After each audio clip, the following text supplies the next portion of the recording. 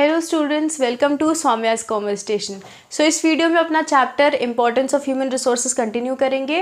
Last video में HRM के functions हमने करे थे, 7 फंक्शंस कंप्लीट कर लिए थे जैसे आपको यहाँ दिख रहा है। आगे 7 बचे हुए हैं, उनको इस वीडियो में कवर किया जाएगा। तो अभी तक हमने क्या पढ़ा, हमने ये देखा कि ह्यूमन रिसोर्सेज क्या होते हैं, ह्यूमन रिसोर्सेज के फीचर्स हमने देख लिए, ठीक है। उसके बाद हमने ह्यूमन रिसोर्स मैनेजमेंट की फुल फ्लेजेड अच्छी खासी डेफिनेशन देख ली। अब हम लोग ह्यूमन रिसोर्स मैनेजमेंट के फीचर्स कर रहे हैं। इसके बाद बस बचेंगे 2 टॉपिक आपके, एचआरएम के रोल्स और फंक्शंस। एंड नोट दिस कि ये 2023 सिलेबस के अकॉर्डिंग है, जो अभी आपका रिसेंट सिलेबस बिल्कुल आया है, कट शॉर्ट होके वो चीज़ें, ठीक है। तो 7 फंक्शंस, 7 फीचर्स, फंक्शंस नहीं 7 फीचर्स हमने कर लिए थे एचआरएम के।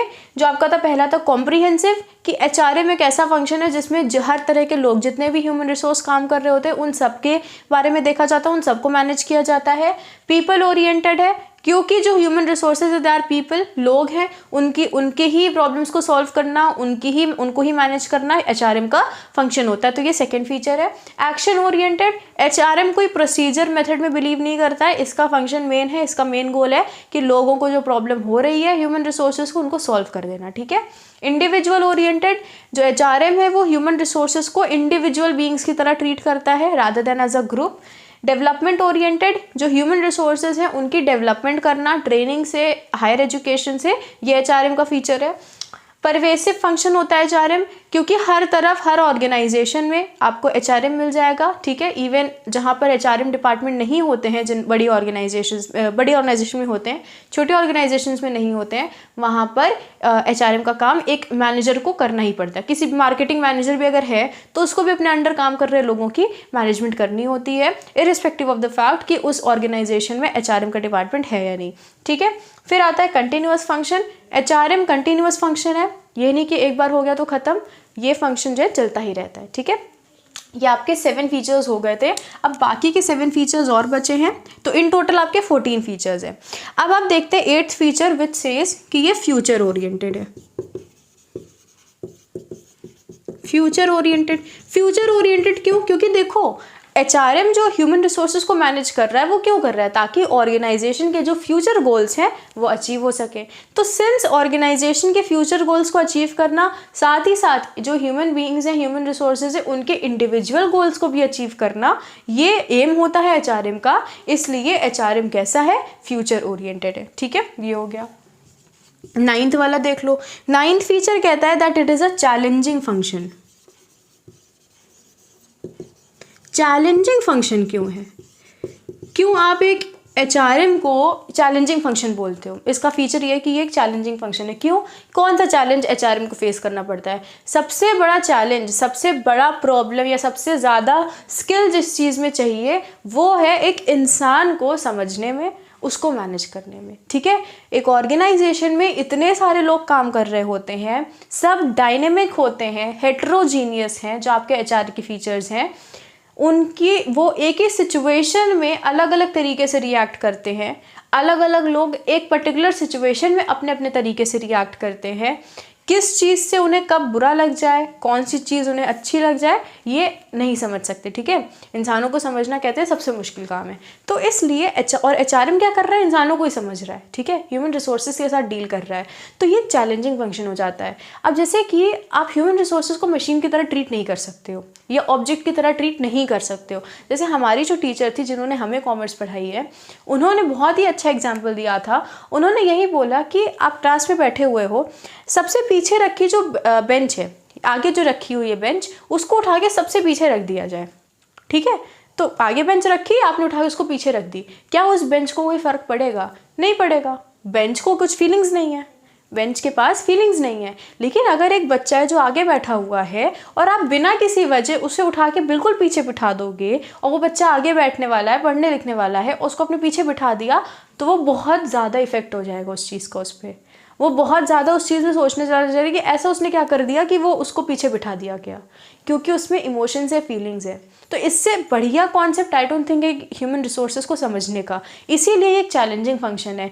आप एम्प्लॉयज़ के साथ ट्रीट कर रहे हो, एम्प्लॉयज़ के साथ आप कैसा बिहेव कर रहे हो, प्रमोशन होता है, डिमोशन होता है। डिमोशन जनरली नहीं कहते, प्रमोशन किया जाता है, लोगों का ट्रांसफ़र किए जाते हैं, अलग अलग जॉब्स उनको बोनस दिया जाता है, ठीक है। तो ये सारी चीज़ें एम्प्लॉयज़ को अफेक्ट करती रहती हैं क्योंकि दे आर इमोशनल, ठीक है, they are emotional beings. Machines नहीं है कि किसी को किसी भी तरह से ट्रीट कर दिया जाएगा। अगर किसी एम्प्लॉय को नहीं पसंद आएगा आपका वर्क कल्चर तो वो छोड़ के चला जाएगा, ठीक है, ये चीज़ हो जाएगी। तो इसलिए चैलेंजिंग फंक्शन होता है आपका human resource management, challenging function है। अब आप आते हैं 10th वाले फीचर पे, एंड 10th फीचर कह रहा है कि it is a science as well as an art. Science as well as art. अब देखो ये वाला जो आपने फीचर देखा है science as well as art, ये आपने अकाउंट्स में भी देखा था। अकाउंटेंसी भी एक साइंस है और आर्ट भी है। सेम यहाँ पर HRM भी है, ह्यूमन रिसोर्स मैनेजमेंट भी साइंस भी है और आर्ट भी है। साइंस क्यों है HRM? अब यहाँ पे आप सोचो कि कॉमर्स में साइंस कहाँ से आ गया। देखो साइंस का मतलब होता है वो चीज़ें जिनके ऑलरेडी प्रिंसिपल्स बने हुए हैं, एक बॉडी ऑफ नॉलेज है, ठीक है, उस चीज़ को हम पढ़ रहे हैं, उस पर प्रिंसिपल्स बने हैं, उसकी नॉलेज है, अच्छे से बुक्स हैं, अलग अलग सोर्सेज है जहाँ से आप उन चीज़ों को पढ़ सकते हो, तो उसको हम साइंस बोलते हैं, ठीक है।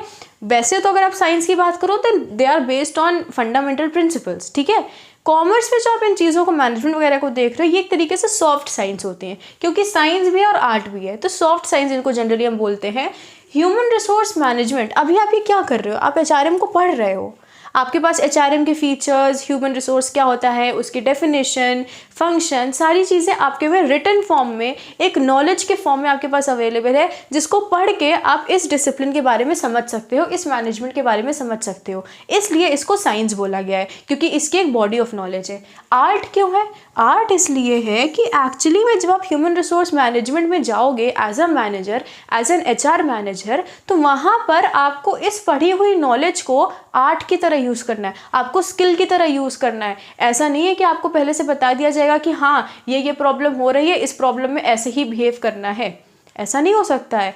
किसी जिस पर जो भी एम्प्लॉयज़ काम कर रहे हैं, एम्प्लॉयज़ की सेम प्रॉब्लम भी हो सकती है, बट उसमें आपको कैसे डील करना है उनके साथ, क्या सल्यूशंस देने हैं, वो अलग हो सकते हैं। वो डिपेंड करता है कि आप कितना उस पर्सन को समझ रहे हो, ठीक है, कितना उससे साइकोलॉजिकली उसको समझ रहे हो। तो ये एक आर्ट है, ह्यूमन बीइंग्स के साथ डील करना, ह्यूमन्स को मैनेज करना एक स्किल होती है। एंड ह्यूमन बीइंग्स को मैनेज करने की स्किल बहुत ही हाई लेवल की स्किल होती है, इसलिए इसमें बहुत ज़्यादा आपको एक्सपीरियंस, प्रैक्टिस की भी ज़रूरत होती है। तो यही है कि ह्यूमन रिसोर्स मैनेजमेंट साइंस भी है एंड आर्ट भी है। साइंस क्यों है? क्योंकि उसको हम लोग ऐसे पढ़ सकते हैं। आर्ट क्यों है? क्योंकि ह्यूमन रिसोर्स मैनेजमेंट का जो काम है वो स्किल वाला काम है, ठीक है। ये आपका 10th वाला फीचर हो गया। अब देखते हैं 11th feature. 11th feature is saying कि it is a staff function. Staff function, staff function होता क्या है? देखो यहाँ स्टाफ का फंक्शन ये नहीं कि स्टाफ वाला फंक्शन। मैनेजमेंट जो होता है इसमें दो तरीके के फंक्शन होते हैं, बहुत ही बेसिक में आप समझ लो।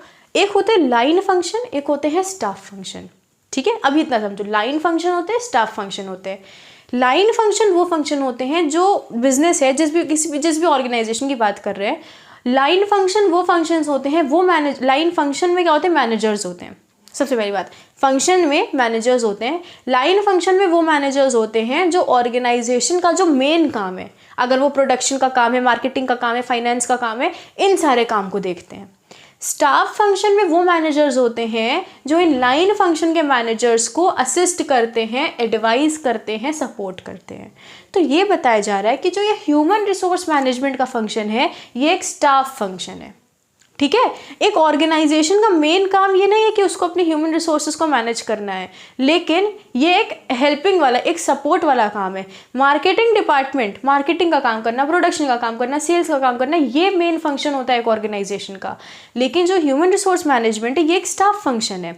मार्केटिंग का अगर मैनेजर है, वो अपने एम्प्लॉयज़ को बोल रहा है कि मार्केटिंग में जिसने कुछ भी गोल सेट किया, एम्प्लॉयज़ को काम बताया करने को, कोई एम्प्लॉय नहीं काम कर रहा है अच्छे से, ठीक है। यहाँ पर ह्यूमन रिसोर्स मैनेजमेंट आएगा जो उस एम्प्लॉय की प्रॉब्लम को समझ के उससे डील करेगा, कोई सोल्यूशन निकालेगा और फिर वो एम्प्लॉय अच्छे से काम करने लगेगा। तो ऑर्गेनाइजेशन का मेन काम उस ह्यूमन रिसोर्स को मैनेज करना नहीं है, लेकिन ये एक इम्पॉर्टेंट काम है। तो ये एक स्टाफ फंक्शन में आता है। लाइन फंक्शन के मैनेजर्स में HRM नहीं आता है, HRM एक स्टाफ फंक्शन है। तो यहाँ पर स्टाफ फंक्शन आप समझ गए, वो फंक्शंस होते हैं विच आर एडवाइजरी। बाकी मेन फंक्शंस में एडवाइजरी की तरह काम करता है HRM, ठीक है, ये चीज़ है। अब आपका आता है 12th feature, and 12th feature कह रहा है young discipline. Young discipline, young discipline का क्या मतलब है? एकदम रीसेंट। एचआरएम बहुत ही रीसेंट डिसिप्लिन है। मार्केटिंग और प्रोडक्शन ये सब कई सालों से चला आ रहा है। आपने मार्केटिंग के स्टेजेस पढ़े, कई सालों से मार्केटिंग और प्रोडक्शन चला आ रहा है। एचआरएम ह्यूमन रिसोर्स मैनेजमेंट बहुत ही यंग डिसिप्लिन है। 19th सेंचुरी में ही इसका एवोल्यूशन हुआ है। अभी ही मतलब सोचिए 19th सेंचुरी में आके समझ में आ रहा है कि ह्यूमन रिसोर्सेज को मैनेज करना भी ज़रूरी है। ठीक है, ह्यूमंस भी जो काम कर रहे हैं वो भी बहुत इंपॉर्टेंट रिसोर्स है एक ऑर्गेनाइजेशन के लिए। ये 19th सेंचुरी में समझ आया, अभी रिसेंटली समझ आया है, और इसीलिए ये ह्यूमन रिसोर्स मैनेजमेंट का आपको बनाया गया, ये डिसिप्लिन बनाई गई है। तो ये एक यंग डिसिप्लिन है। उसके बाद 13th फीचर देख लो। 13th फीचर कह रहा है इंटरडिसिप्लिनरी।